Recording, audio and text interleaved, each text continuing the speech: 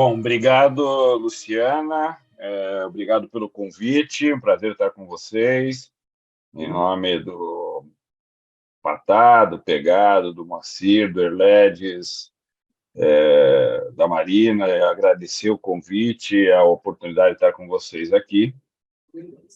Eu vou procurar trazer alguns elementos, tentando relacionar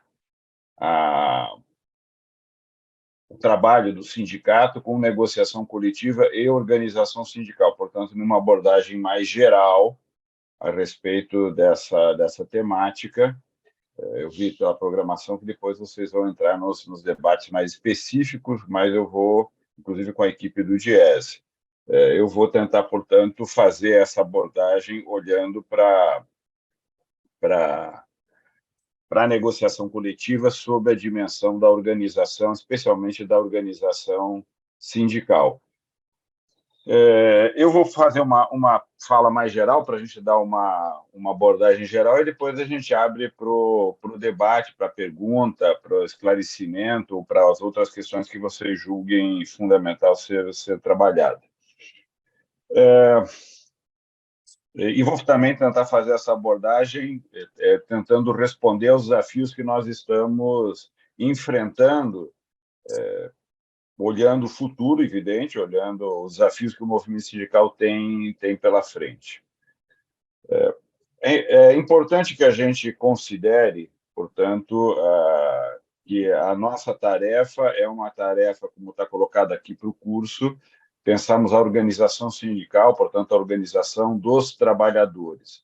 E essa organização dos trabalhadores, que se materializa no sindicato ao longo da história, é uma resposta que os trabalhadores fazem ao longo da história e, fundamentalmente, da organização do sistema capitalista, é uma resposta que os trabalhadores fazem para se contrapor aos empresários, aos patrões, aqueles que fazem a contratação dos trabalhadores para que eles produzam economicamente e essa produção gere uma quantidade de produtos ou de serviços que são comercializados e que, portanto, geram fluxo econômico, fluxo financeiro. Para os empresários, o resultado é o lucro, e nós fazemos, por meio dos sindicatos, a disputa sobre a repartição desse produto econômico para os salários. Portanto,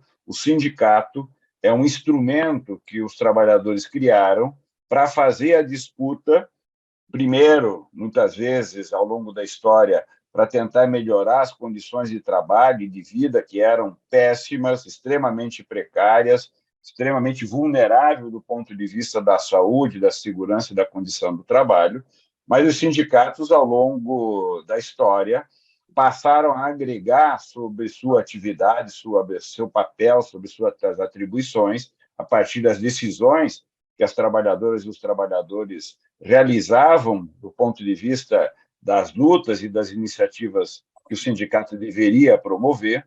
O sindicato passou a se constituir numa organização que passou a fazer a disputa mais geral do agregado econômico, daquilo que é o produto econômico de um conjunto de trabalhadores, no geral, reunidos em uma empresa ou reunidos em um setor, fazer a disputa entre aquilo que vai ficar para o patrão como lucro e aquilo que vai vir para o trabalhador como salário, entendendo o salário no sentido muito amplo, tudo aquilo que se refere às condições de trabalho, os benefícios diretos, benefícios indiretos, as condições de trabalho, ou seja, nós vamos querer disputar uma parte desse agregado econômico que nós produzimos por meio do trabalho, que venha para o mundo do trabalho, para as condições de trabalho dos trabalhadores e trabalhadoras naquele contexto e para a remuneração e, portanto, para o salário, para os benefícios e para os demais itens que compõem hoje a nossa negociação coletiva.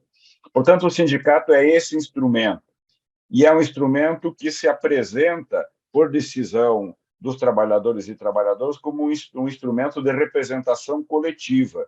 Portanto, nós estamos falando de um instrumento que faz uma representação coletiva, portanto, que faz a representação daquele conjunto que está reunido, no geral, em relação à negociação coletiva, em relação a um determinado âmbito de negociação. O que é um âmbito? É aquele espaço, né, aquele recorte no qual o sindicato representa, diante dos empregadores, um conjunto de trabalhadores. Pode ser de uma empresa, e, no geral, o resultado disso é um acordo coletivo, ou seja, a negociação do sindicato com uma empresa gera um acordo coletivo.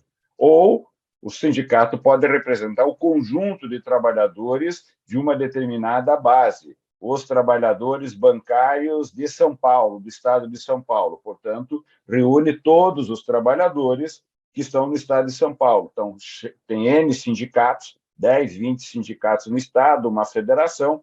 Esse conjunto forma os bancários, a representação dos bancários no estado de São Paulo, feita pelos sindicatos. O Sindicato dos Bancários de Osasco representa os trabalhadores daquela base territorial do município de Osasco ou dos municípios que compõem aquela base territorial. Portanto, nós estamos falando de uma organização coletiva no Brasil que tem características específicas. Cada país tem um modelo sindical, e esse modelo sindical está associado também a um modelo que nós chamamos de relações de trabalho, um modelo de negociação coletiva. Portanto, o sindicato e a negociação coletiva se relacionam, porque ele é o sujeito principal do processo de negociação coletiva, e a negociação coletiva visa constituir as regras que irão reger as relações de trabalho. No Brasil, a negociação coletiva produz ou um acordo coletivo, quando é um pacto feito entre o sindicato e uma empresa, ou uma convenção coletiva, quando é um pacto, um acordo, resultando, portanto, em uma regulação para todos os trabalhadores daquele setor, daquele segmento, naquele âmbito de negociação, portanto, para todas as empresas. O nosso sistema sindical e o nosso sistema de negociação coletiva tem características que são próprias. Portanto, se a gente fosse olhar para o mundo, nós poderíamos dizer que cada país tem um modelo sindical e um modelo de negociação coletiva. Todos eles contêm as mesmas coisas, todos eles contêm uma definição de sindicato, uma definição do que é uma negociação, uma definição de quais são os instrumentos para fazer a negociação coletiva, quais são os instrumentos que celebram uma negociação, um acordo, uma convenção, um contrato coletivo, um compromisso e assim por diante.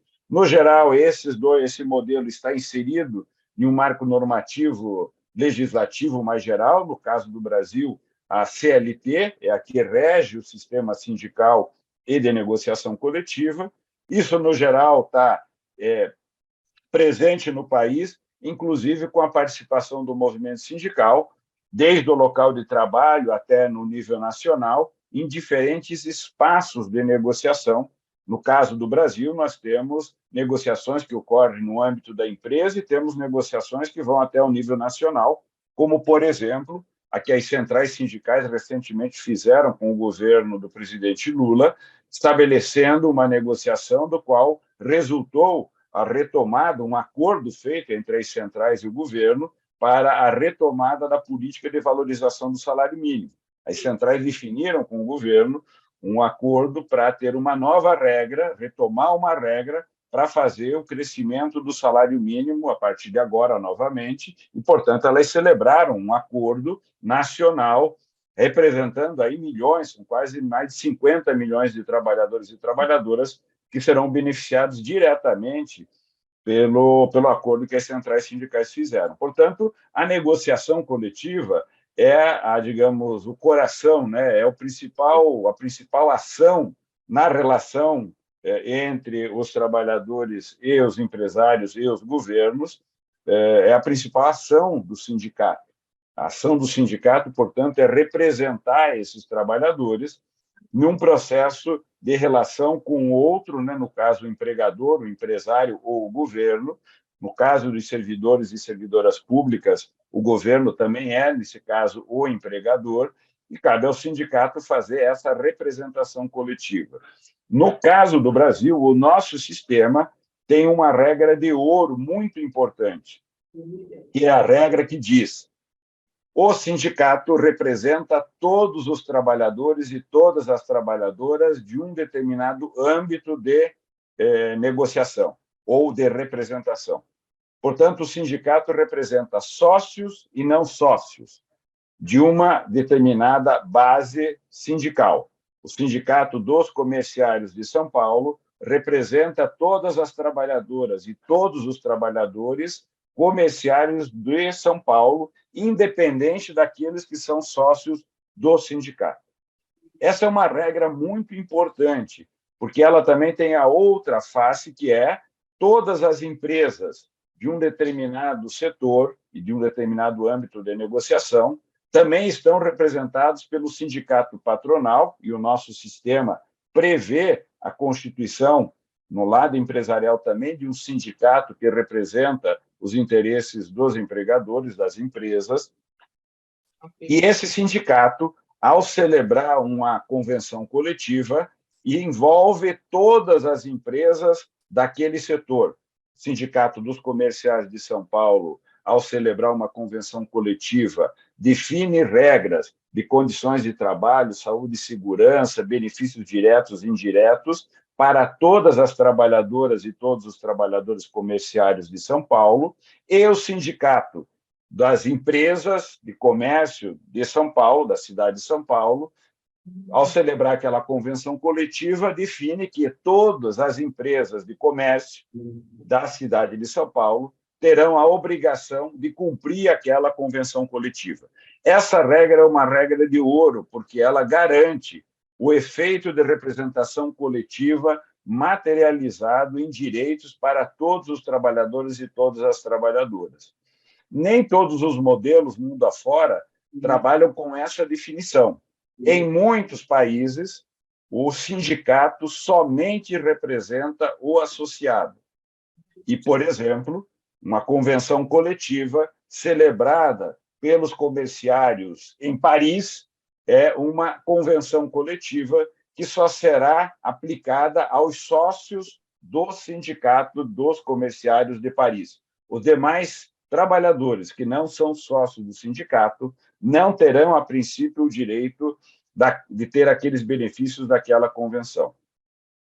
Muitas vezes, nesses países, os sistemas de relações de trabalho definem regras para que se estenda aquele acordo coletivo, aquela convenção coletiva feita pelo Sindicato dos Comerciários de Paris para os demais trabalhadores. Mas isso é uma iniciativa da lei que garante, no geral, por iniciativa de um governante, que ele tome a iniciativa, ou às vezes por iniciativa da justiça, eles tomem a iniciativa de estender os direitos que os sócios dos comerciários de Paris adquiriram por meio daquela convenção coletiva para os demais trabalhadores e trabalhadoras. E, nesse caso, em muitos países, quando o Estado estende o direito conquistado por um sindicato para os seus sócios, o Estado também remunera o sindicato por aquele benefício que o Estado está estendendo aos trabalhadores não sócios. Portanto, no geral, todos os sistemas prevêem o papel do sindicato, se ele representa só os sócios, se ele representa todos os trabalhadores, em uma convenção coletiva, e também associa a esse trabalho de representação, no geral, também as bases para a definição do financiamento do sindicato. E também define o processo deliberativo, no qual o sindicato constitui a sua capacidade de representação. No caso brasileiro, nós estamos, nesse momento, inclusive, debatendo com o setor empresarial uma revisão dos marcos que regem o sistema de relações de trabalho e de negociação coletiva, e estamos propondo, por exemplo, que a gente mantenha no nosso sistema esse princípio que se chama erga omnes, ou seja, para todos, que nós mantenhamos esse princípio de que as nossas convenções coletivas, que os nossos acordos coletivos continuem tendo validade para todos os trabalhadores, sócios e não sócios. Portanto, esse é um princípio importante que nós estamos propondo manter. E vamos propor, inclusive, que a partir desse princípio e do que nós estamos chamando da atualização ou da valorização da negociação, nós também definamos regras para o financiamento sindical. Mas tem uma questão muito importante, mais uma questão importante nessa discussão do sistema de negociação coletiva, que é como que o sindicato adquire a legitimidade para fazer um processo de negociação. No caso brasileiro, no nosso sistema, a Constituição brasileira de 1988 afirma, né, que o sindicato é a organização para celebrar acordos e convenções coletivas. E o sistema sindical que deriva dos sindicatos, federações, confederações e centrais sindicais. É esse sistema sindical, cuja base é o sindicato, que é complementado com uma estrutura vertical de federações, confederações e central sindical, que formam o sistema sindical, e é o sindicato a base para estruturar os processos de negociação coletiva.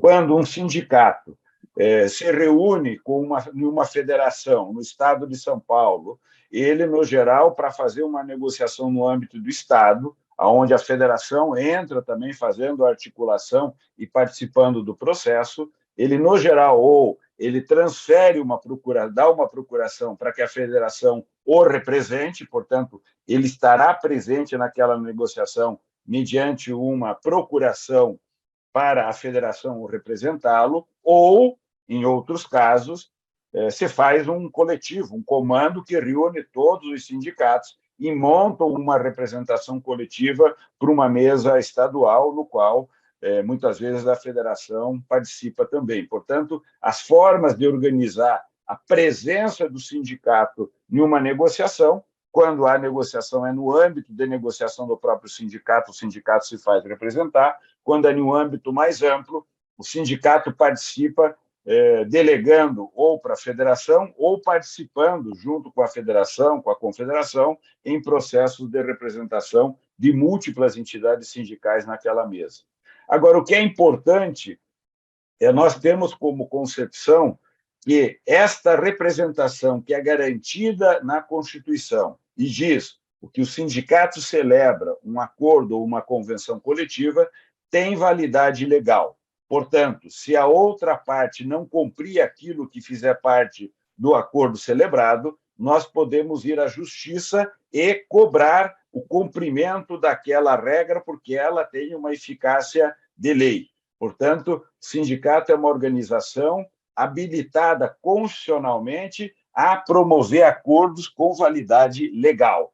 Isso é um instrumento que é dado especificamente às organizações sindicais. Sindicatos, federações, confederações e centrais têm essa atribuição constitucional e essa atribuição legal. Entretanto, esta atribuição, para ser exercida, precisa ter não só a dimensão legal, que é dada pela Constituição e pela CLT, mas também a dimensão da legitimidade. Portanto, quem é que legitima que o sindicato começa uma negociação coletiva? São os trabalhadores e as trabalhadoras que fazem parte do âmbito de negociação.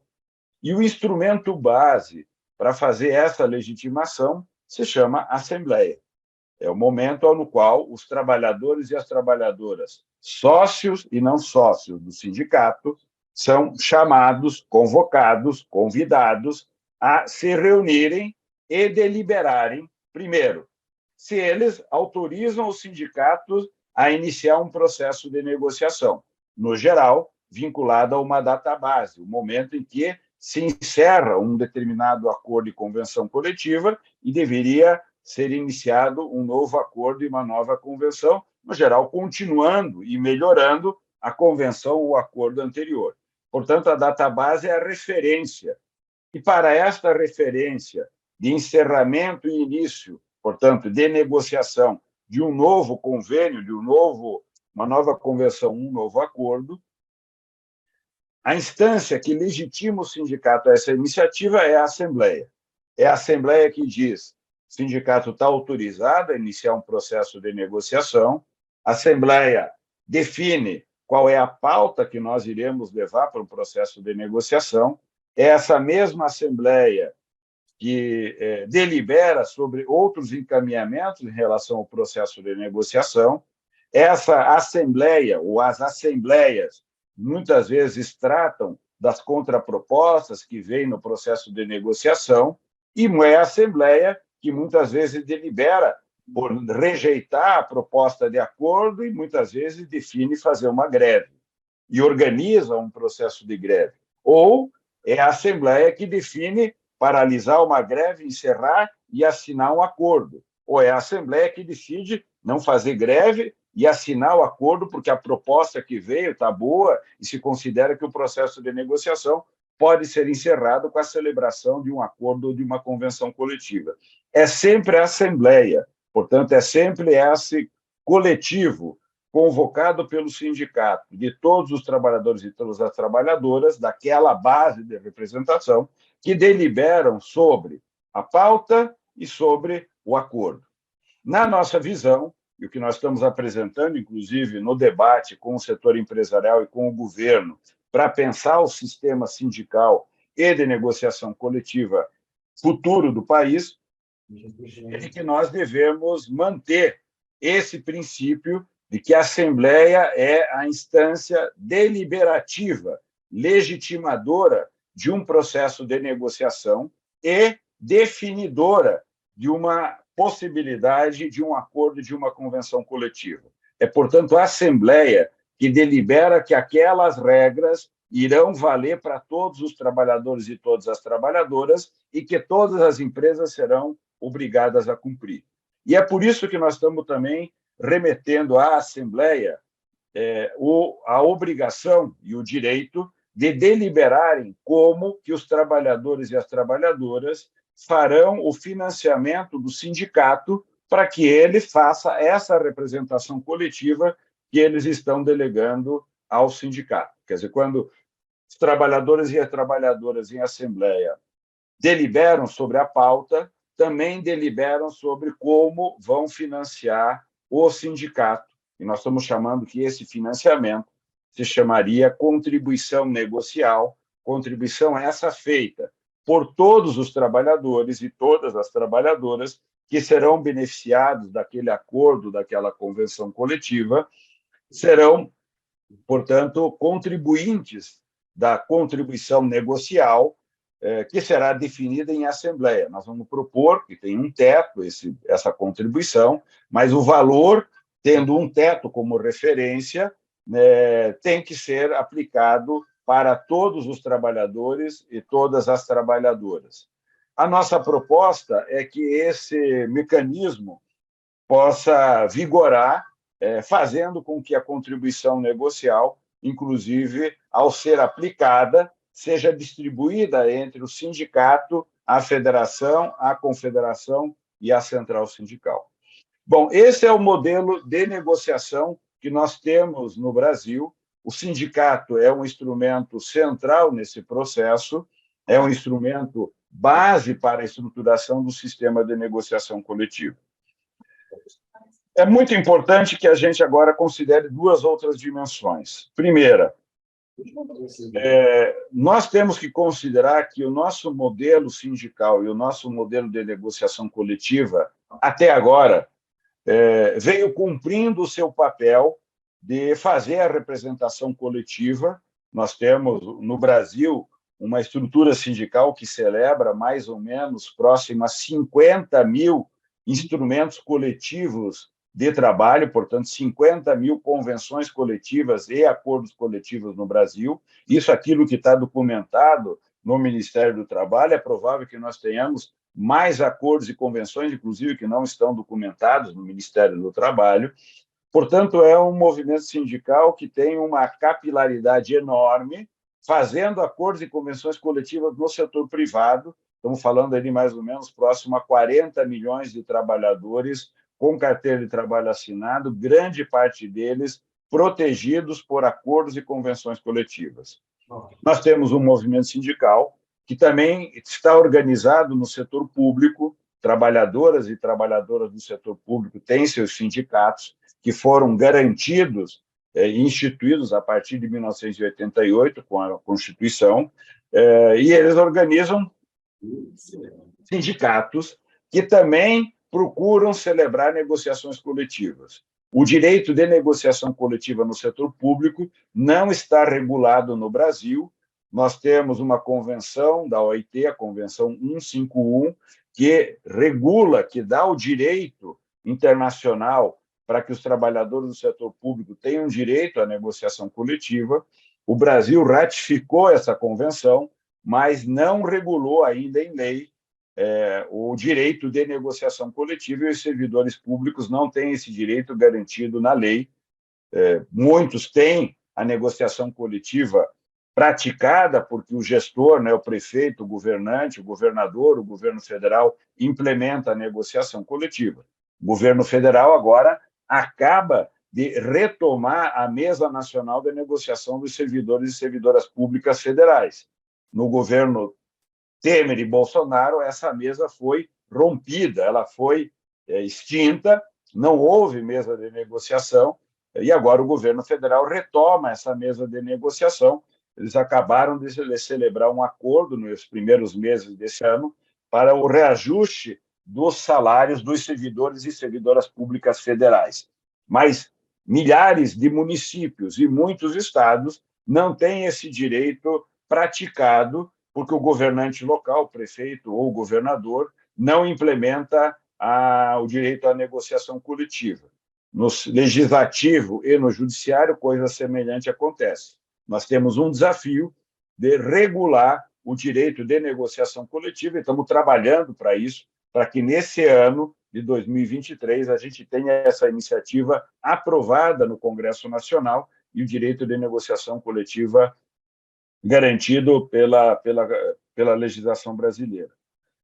Bom, e nós temos um grande desafio, como disse a Luciana na abertura, que é representar os outros servidores públicos, são mais ou menos de 10 a 12 milhões de trabalhadores, que têm, portanto, essa luta para conquistar o direito de negociação coletiva, e nós temos outros cerca de 40 milhões de trabalhadores que estão na chamada economia informal. São autônomos, trabalhadores por conta própria, trabalhadores cooperados, trabalhadoras domésticas, ou seja, mais 40 milhões de trabalhadores que no Brasil, no geral, não tem proteção sindical, não tem instrumento coletivo de proteção, e nós estamos trabalhando nesse momento também, inclusive na negociação que nós iniciamos agora sobre trabalho mediado por plataforma e aplicativo, o caso dos trabalhadores do Uber, do iFood, mas não só, tem milhões de outros trabalhadores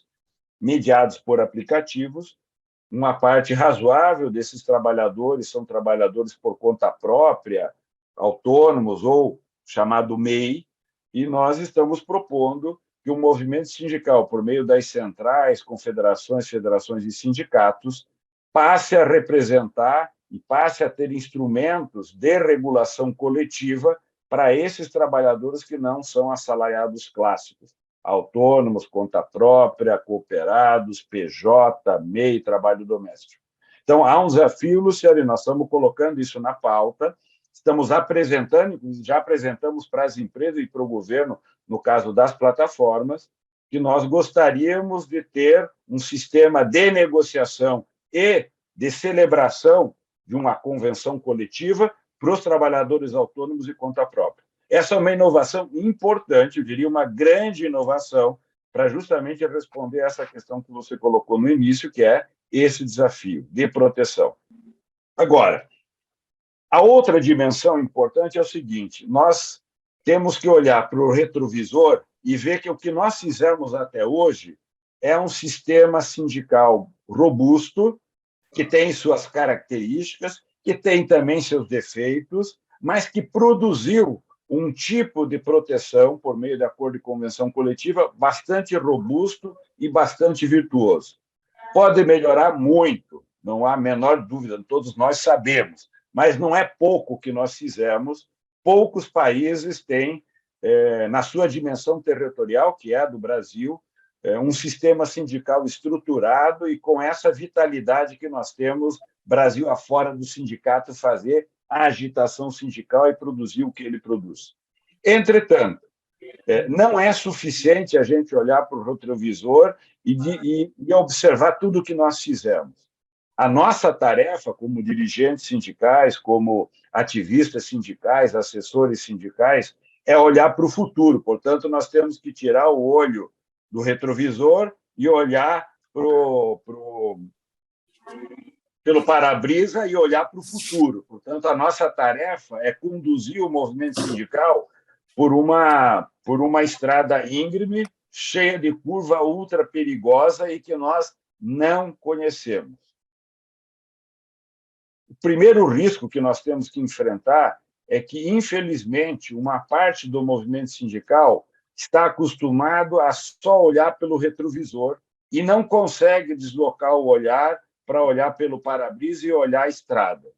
Fica olhando pelo retrovisor, olhando o que nós fizemos, dizendo que o que nós fizemos é muito bom. E é verdade. Entretanto, isso que nós vemos pelo retrovisor não nos autoriza e não nos dá condições de compreender a estrada que nós vamos percorrer daqui para frente. Essa estrada, a estrada do mundo do trabalho futuro, é uma estrada com profundas mudanças. Talvez, desde a origem do capitalismo, nós estamos vivendo o processo mais profundo de transformação no mundo do trabalho, o mais extenso, porque ele está atingindo todos os setores da economia e todas as profissões e todos os postos de trabalho. Nós estamos vivendo uma transição tecnológica na qual nenhum trabalhador que estiver presente no mundo do trabalho, dos 110 milhões de trabalhadores e trabalhadoras no Brasil, nenhum trabalhador desse estará presente no mundo do trabalho sem ter a mediação de alguma tecnologia para o exercício da sua atividade laboral. Portanto, nós estamos falando de um mundo do trabalho que terá a presença tecnológica inserida, intrínseca ao mundo do trabalho. Mais do que isso, uma tecnologia que estará presente em todos os setores e todas as atividades econômicas. E mais do que isso, um processo de inovação tecnológica que se renova a cada dia, numa intensidade que nós jamais vimos. Aquilo que a gente vê hoje, provavelmente a gente não verá daqui a pouco tempo. E novas tecnologias estarão se colocando diante de nós. De tal modo que o nosso tempo de interação em relação a essas mudanças não pode continuar o mesmo tempo que a gente observa pelo retrovisor, que foi o tempo do passado. Nós precisamos ganhar muita velocidade e muita capacidade de intervir na realidade, naquela situação que está se transformando agora, e intervir regulando aquela mudança, regulando, protegendo o trabalho em relação à tecnologia, regulando para fazer com que a tecnologia tenha uma relação virtuosa com o mundo do trabalho, regulando as novas condições de trabalho, as novas condições de contratação, as novas formas de remuneração e assim por diante. Se nós continuarmos como nós, olhando pelo retrovisor, como nós fizemos no passado, aonde nós demandávamos muito para que a legislação viesse dar cobertura à proteção trabalhista, o risco que nós temos é que essa cobertura vinda da legislação somente continue tendo uma defasagem temporal que jamais responderá às mudanças reais do mundo do trabalho. Eu vou dar um exemplo para vocês. Nós conseguimos, com muita luta, e acho que com a vitória do presidente Lula isso foi fundamental para a gente conquistar, o direito de abrir uma negociação para tratar da regulação do trabalho dos trabalhadores do iFood, do Uber e das outras dezenas de empresas que estão aí fazendo transporte de mercadoria e de pessoas. Essas empresas estão mais ou menos há 10 anos trabalhando e alguns sindicatos já começaram a procurar fazer acordo, convenção coletiva, já fizeram, mas a maior parte dos trabalhadores não tem proteção sindical. E muito menos, às vezes, a proteção legal. Nós estamos começando a fazer o debate e tentando definir forma de remuneração, forma de contratação, direitos, saúde e segurança do trabalhador que está lá no Uber, do trabalhador que está no iFood. Quando nós estamos começando a fazer esse debate, também há um debate no Congresso Nacional, já há uns 4, 5 anos, dizendo que o Congresso tem que fazer uma legislação nova. E as coisas estão andando. Essa nossa velocidade, que eu diria é a velocidade de quem olha pelo retrovisor, portanto, é a nossa velocidade clássica, e é uma boa velocidade. Esta velocidade com a qual nós andávamos não é capaz de responder para o mundo do trabalho que está vindo. Por exemplo, nesse caso que nós estamos falando, do Uber e o iFood, nós estamos tentando regular a proteção do trabalhador motorista do Uber. E o Uber já está com um projeto em curso para implementar o carro autônomo, sem motorista. Quando nós chegarmos com a convenção coletiva do trabalhador motorista do Uber, o Uber já vai estar praticando, provavelmente, em muitos casos, um carro autônomo sem motorista.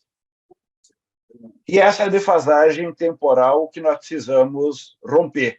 Nós precisamos, no momento em que o Uber existir e começar a colocar essa atividade econômica, ter sindicato capaz de intervir nessa criação e intervir nessa regulação. Nós não podemos esperar 10 anos para que a gente comece a tentar regular a proteção do trabalhador que está no Uber. Nós precisamos regular há 10 anos atrás, intervindo no dia a dia com capacidade de representação e de regulação dessa atividade. Essa capacidade de intervenção sindical, portanto, de intervenção regulatória, só quem pode fazer isso é o sindicato por meio de acordo e convenção.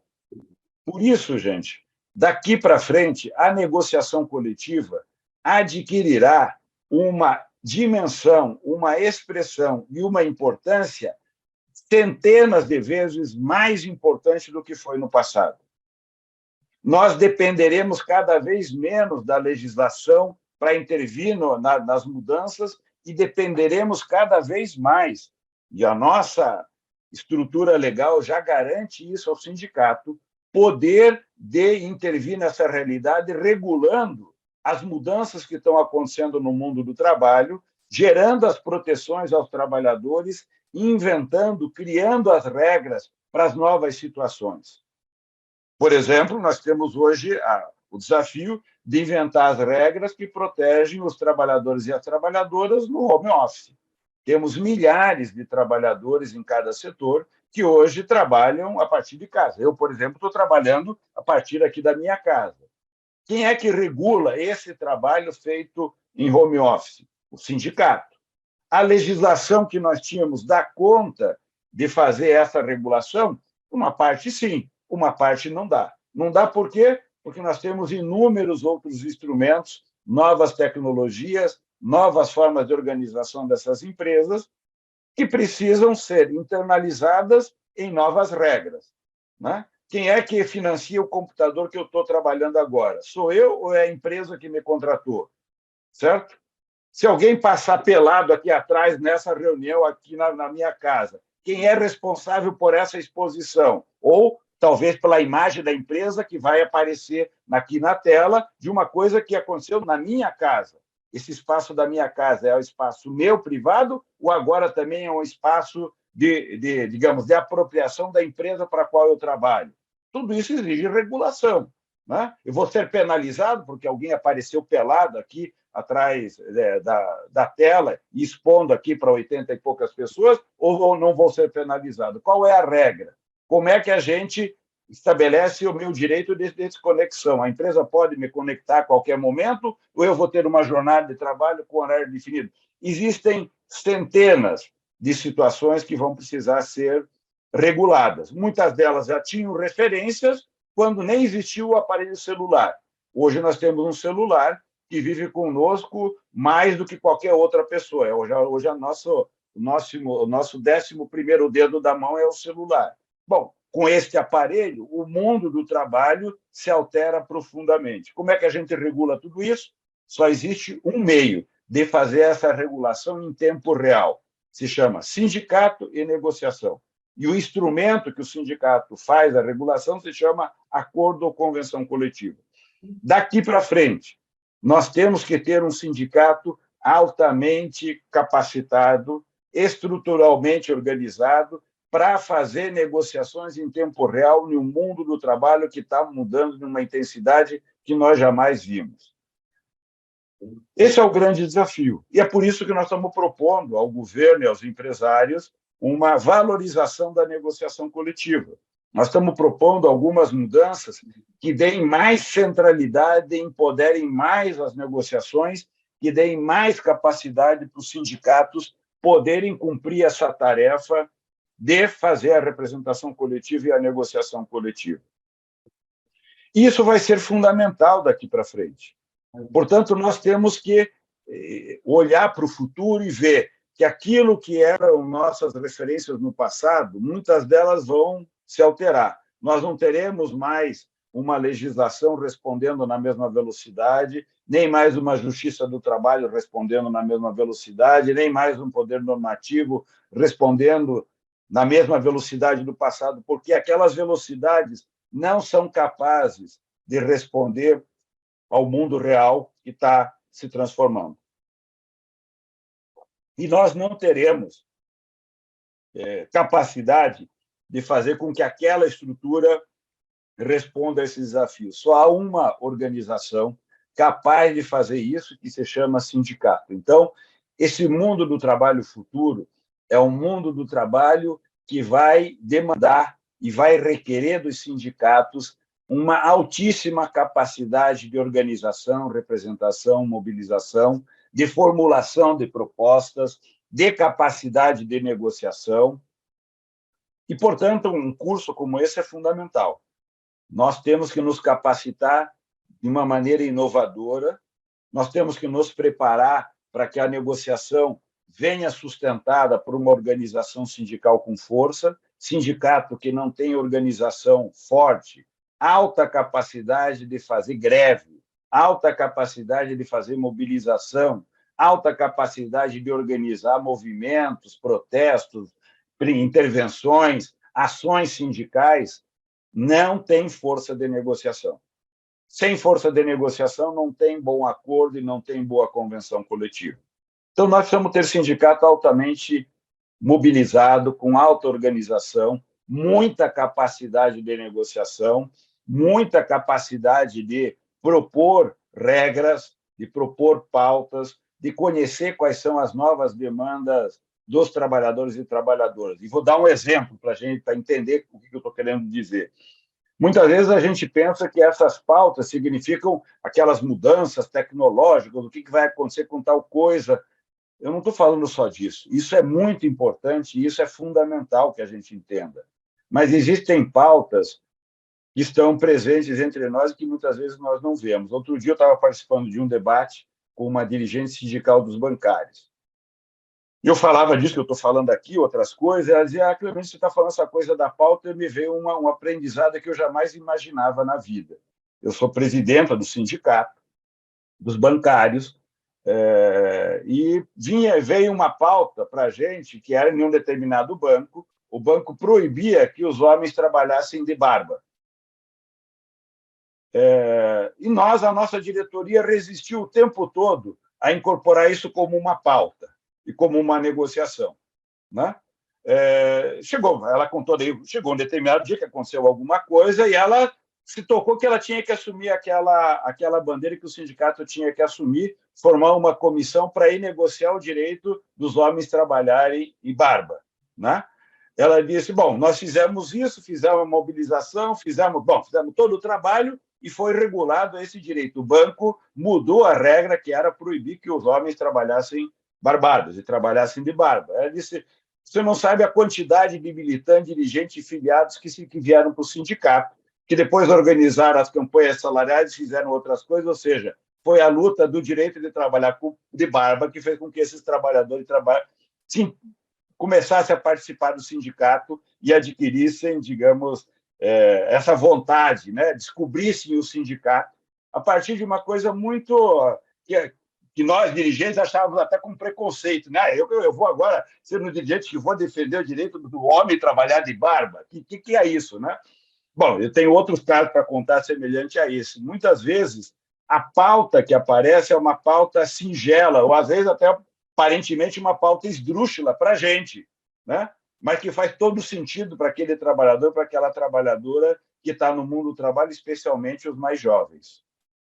Uma das nossas grandes debilidades para os processos negociais futuros é que o futuro é predominantemente um futuro no qual a força de trabalho jovem estará presente nesse mundo do trabalho. E, infelizmente, a força de trabalho jovem está muito distante dos sindicatos. E tem uma tarefa fundamental a ser cumprida por nós, que é de trazer os jovens para a participação na vida sindical. Eu escrevi 2 artigos recentes, já está publicado, vou depois deixar aqui para vocês o endereço onde vocês podem pegar, analisando a taxa de sindicalização no mundo, em geral, dos trabalhadores e também especificamente dos jovens. A taxa de sindicalização dos jovens, por exemplo, nos países da OCDE, que são os 36 maiores países da economia do mundo, é inferior a 7% em declínio. Portanto, há um declínio continuado da taxa de sindicalização dos jovens no movimento sindical. Quando você vai olhar os estudos, os jovens, no geral, são mais convencidos do papel do sindicato, são mais convencidos de que o sindicato tem uma função, muitas vezes, mais do que a força de trabalho madura, mas são também mais reticentes ao estarem no sindicato, ou porque o sindicato está desatualizado, porque não se comunica, ou porque não oferece oportunidade de participação, ou porque nunca esteve presente na vida do jovem. Portanto, eles são claros em dizer, de um lado, que eles consideram o sindicato fundamental, mas também são claros ao dizer que o sindicato está muito longe deles. E não haverá sindicato de futuro que vai tratar dessa agenda que eu falei se essa juventude não estiver no sindicato. Não só porque a juventude vai ser o mundo do trabalho que vai estar presente nos próximos 10, 20 anos na vida do trabalho e na vida sindical, mas porque são eles que vão ter que trazer qual é a pauta desse mundo do trabalho que está aparecendo. São eles que estão vivendo essas novas situações de trabalho, são eles que já estão entrando no mundo do trabalho com as novas tecnologias, e são eles que têm que dizer qual é a pauta, quais são as propostas, de que maneira que a gente vai resolver os problemas. Estamos fazendo isso, por exemplo, agora com as plataformas e aplicativos. É o maior pau. Por quê? Porque nós trazemos ali esse mundo novo desses trabalhadores e trabalhadoras que estão nesse mundo precarizado, insalubre, instável. E o que eles trazem de pauta são as mais diversas, são contraditórias. Bom, não tem outro jeito de enfrentar essa situação se eles não se colocarem diante do problema e tentarem construir. Nós estamos 1 ano apanhando, eu, Patá, pegar todo mundo apanhando para quê? Para ajudá-los a tentar se reunir. E depois de 1 ano de trabalho, eles começam a dizer, bom, nós precisamos ter uma pauta. Para vocês terem uma ideia, a primeira pauta que nós montamos para eles dava quase 140 páginas. Depois de 1 ano de trabalho, nós conseguimos reunir as 140 páginas em uma página só, com 12 pontos. E esses 12 pontos reúnem as propostas que eles apresentaram. E isso começou a organizar uma presença deles na mesa de negociação. Quais são os pontos? São os pontos que eles trouxeram. Se eu fosse elaborar essa pauta junto com o Pegado e o Patá, provavelmente jamais seria uma pauta semelhante à que eles propuseram. E mais do que isso, não necessariamente a ordem de prioridade, o que nós achamos mais importante, são o que eles acham mais importante. Portanto, eles precisam tomar a decisão de qual é a pauta, eles precisam tomar a decisão de qual é a proposta, e eles precisam tomar a decisão de quais são as prioridades. Eles vão fazer isso sozinho? Não, nós estamos fazendo junto. E nós estamos ajudando muito a que eles aumentem a sua qualidade de intervenção. Estamos debatendo quais são as prioridades, quais são as estratégias, passando a nossa experiência, dizendo o que nós achamos que vai ser o caminho, como caminhar, mas quem está lá na mesa falando, representando, são eles, nós estamos ajudando. Portanto, nós temos todo um trabalho de ajudá-los a se organizarem para serem protagonistas dessa regulação, que está começando, mas que é uma regulação que vai vir nos próximos anos sendo atualizada e que, preferencialmente, seja atualizada por um sindicato altamente representativo, com ampla base de representação, muita capacidade de mobilização, muita capacidade de representação e de proposição. Esse é o nosso desafio futuro, ter uma organização sindical com alto nível de representação. Uma parte disso significa muita gente filiada, ao mesmo tempo, alta capacidade de mobilização, de formulação propositiva, dizer qual é a nossa pauta, quais são as nossas propostas, e alta capacidade de mobilizar para pressionar o setor empresarial a atender aquilo que nós estamos propondo. E alta capacidade de mobilização para pressionar os governantes a também cumprirem, ou desenvolverem, ou implementarem as políticas, as regras, as políticas públicas, os mecanismos que nós julgamos adequados para o mundo do trabalho. Portanto, a negociação coletiva precisa ser olhada pelo para-brisa, olhando o futuro do mundo do trabalho, como um grande instrumento sindical para incidir sobre esse mundo do trabalho em mudança. E teremos as pautas dos locais de trabalho, teremos as pautas do setor e teremos as grandes pautas nacionais, como nós sempre tivemos, agora estruturadas com essas mudanças no mundo do trabalho. Talvez uma das grandes pautas que nós tenhamos pela frente sejam, de um lado, relacionar trabalho e tecnologia, portanto, nós temos a tarefa de buscar uma relação virtuosa entre a tecnologia e o trabalho. E por que isso é importante? Porque os estudos mostram que essas tecnologias podem ser nefastas ao mundo do trabalho, especialmente com a extinção de postos de trabalho, aumento da intensidade do trabalho, aumento de jornada de trabalho e assim por diante. Então, nós temos uma grande tarefa. Temos uma tarefa de fazer com que essa relação entre tecnologia e trabalho se materialize em qualidade de vida. Por exemplo, uma das nossas grandes tarefas no futuro, não é no futuro lá na frente, no futuro bem breve, é recolocar a pauta da redução da jornada de trabalho, ou seja, já há países que estão trabalhando projetos que implementarão jornada semanal de 30 horas por semana, jornada semanal de 4 dias por semana. Já tem países olhando para que vão trabalhar em 10, 20 anos, jornada inferior a 30 horas por semana. Portanto, nós temos uma tarefa de redução substantiva da jornada de trabalho.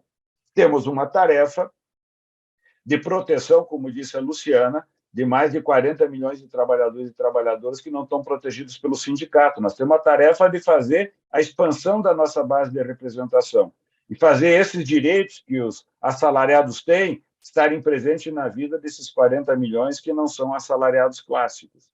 Portanto, nós temos algumas tarefas que são tarefas novas, são tarefas que exigem novas respostas, exigem um sindicalismo muito forte, muito pujante, e tudo isso requer muita formação, muita preparação, por isso que essa atividade de formação que a UGT faz é fundamental, e nós temos que fazer um trabalho de debate, formulação, de elaboração de maneira contínua.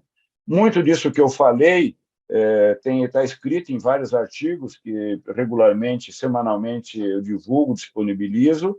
Eu coloquei aqui no início do encontro, aqui no chat, então, se vocês forem para o início aqui do encontro, vocês vão ver lá o endereço de um blog, é o blog no qual eu estou colocando esses artigos, que se chama Blog do Clemente Lúcio. Vocês podem pegar ali o link, digitar blog do Clemente Lúcio, vocês vão achar nesse blog centenas de artigos, palestras gravadas, dicas de leitura de livro, literatura, livros de sociologia, política, indicação de filmes, coisas que podem ser usadas por vocês também para capacitação, para autoformação. Está lá o material todo aberto, disponível, pode fazer download. Se o sindicato quiser publicar algum desses artigos, está lá à disposição, é só baixar, copiar, colocar no boletim e mandar bala. Então, está à disposição de vocês. Fico agora aberto e disponível às perguntas, questões que a Luciana possa trazer com as participantes. Obrigado.